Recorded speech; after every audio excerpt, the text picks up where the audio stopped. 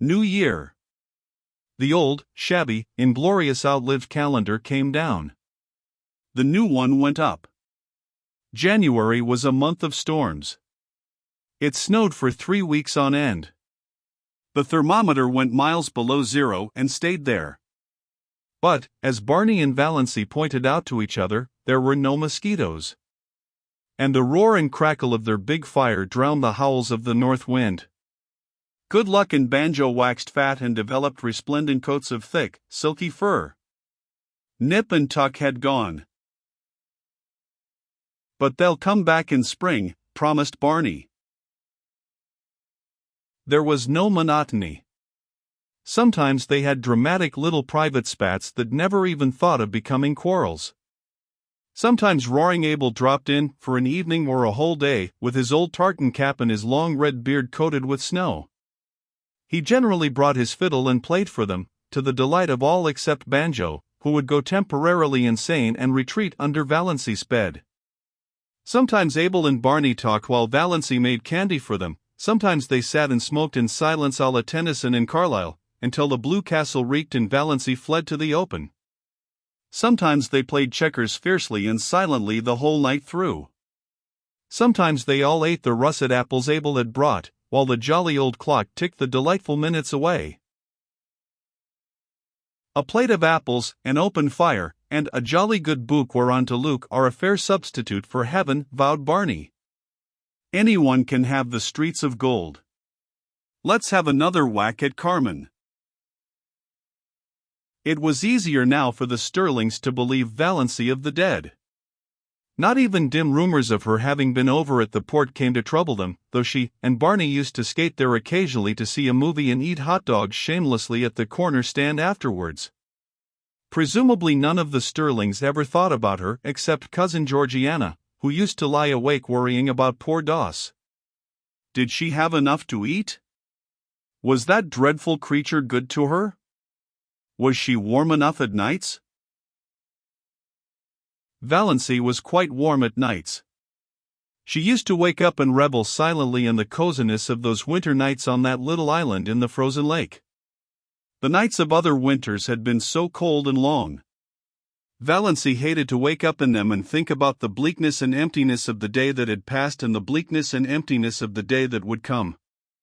Now, she almost counted that night lost on which she didn't wake up and lie awake for half an hour just being happy, while Barney's regular breathing went on beside her, and through the open door the smoldering brands in the fireplace winked at her in the gloom. It was very nice to feel a little lucky cat jump up on your bed in the darkness and snuggle down at your feet, purring, but Banjo would be sitting darkly by himself out in front of the fire like a brooding demon. At such moments Banjo was anything but canny, but Valency loved his uncanniness. The side of the bed had to be right against the window.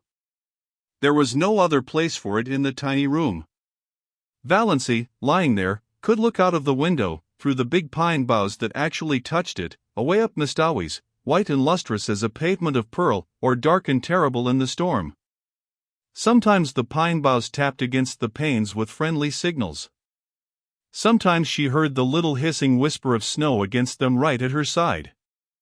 Some nights the whole outer world seemed given over to the empery of silence. Then came nights when there would be a majestic sweep of wind in the pines, nights of dear starlight when it whistled freakishly and joyously around the Blue Castle, brooding nights before storm when it crept along the floor of the lake with a low, wailing cry of boding and mystery. Valency wasted many perfectly good sleeping hours in these delightful communings. But she could sleep as long in the morning as she wanted to. Nobody cared. Barney cooked his own breakfast of bacon and eggs and then shut himself up in Bluebeard's chamber till supper time. Then they had an evening of reading and talk. They talked about everything in this world and a good many things in other worlds. They laughed over their own jokes until the Blue Castles re-echoed. "You do laugh beautifully," Barney told her once. "It makes me want to laugh just to hear you laugh. There's a trick about your laugh, as if there were so much more fun back of it that you wouldn't let out. Did you laugh like that before you came to Mestawis, Moonlight?" "I never laughed at all really. I used to giggle foolishly when I felt I was expected to. But now, the laugh just comes. It struck Valancy more than once that Barney himself laughed a great deal oftener than he used to and that his laugh had changed. It had become wholesome. She rarely heard the little cynical note in it now. Could a man laugh like that who had crimes on his conscience? Yet Barney must have done something. Valancy had indifferently made up her mind as to what he had done. She concluded he was a defaulting bank cashier. She had found in one of Barney's books an old clipping cut from a Montreal paper in which a vanished, defaulting cashier was described. The description applied to Barney as well as to half a dozen other men Valancy knew, and from some casual remarks he had dropped from time to time she concluded he knew Montreal rather well. Valancy had it all figured out in the back of her mind. Barney had been in a bank. He was tempted to take some money to speculate, meaning, of course, to put it back. He had got in deeper and deeper, until he found there was nothing for it but flight. It had happened so to scores of men.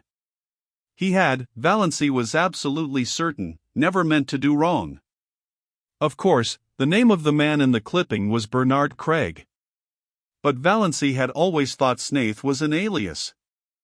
Not that it mattered. Valancy had only one unhappy night that winter. It came in late March when most of the snow had gone and Nip and Tuck had returned. Barney had gone off in the afternoon for a long, woodland tramp, saying he would be back by dark if all went well.